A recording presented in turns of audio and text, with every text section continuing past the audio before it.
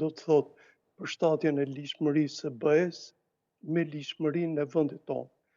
Ne dim që janë tashmë në grup kapitullin e parë ose klasterin e parë, siç quhet, janë 5 kapitull së bashku.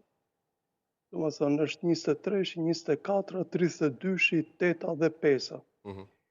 I pari ju e dini që merret me sistemin e drejtësisë, pastaj lidhet me tjetri me të drejtën, njëri lidhet me tregtin, edhe dy tjerët pastaj me procese të tjera. Ky është kapitulli më i vështirë, më i mundimshëm dhe ju e dini që do mbyllet i fundit. Për arsyeën e vetme sepse sipas metodologjisë së re, është thënë që në qoftë se vendet kanë prapaktheu, atëherë ka mundësi që edhe procesi të kthehet nga fillimi. Dhe këtë po e provon Serbia në kurrizin e vet. Në kujtesën tuaj unë do t'ju them diçka. Serbia ka hapur ndryshe nga Shqipëria gjysmën e kapitujve, po ndërkohë ka mbyllur 2 kapituj. Ndërsa Malizi ka hapur të 33 kapitujt dhe ka mbyllur 14 deri tani.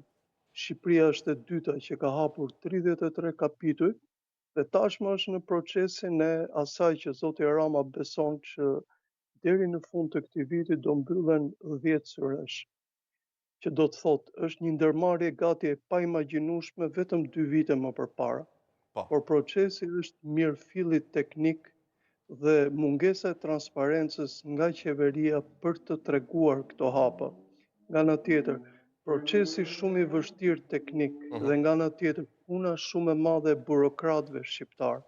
Burokratëve jo në kuptimin e keq siç jemi mësuar, por atyre individëve që janë pa emër, pa figurë, por që punojnë jashtëzakonisht, i dedikohet e gjithë kjo punë.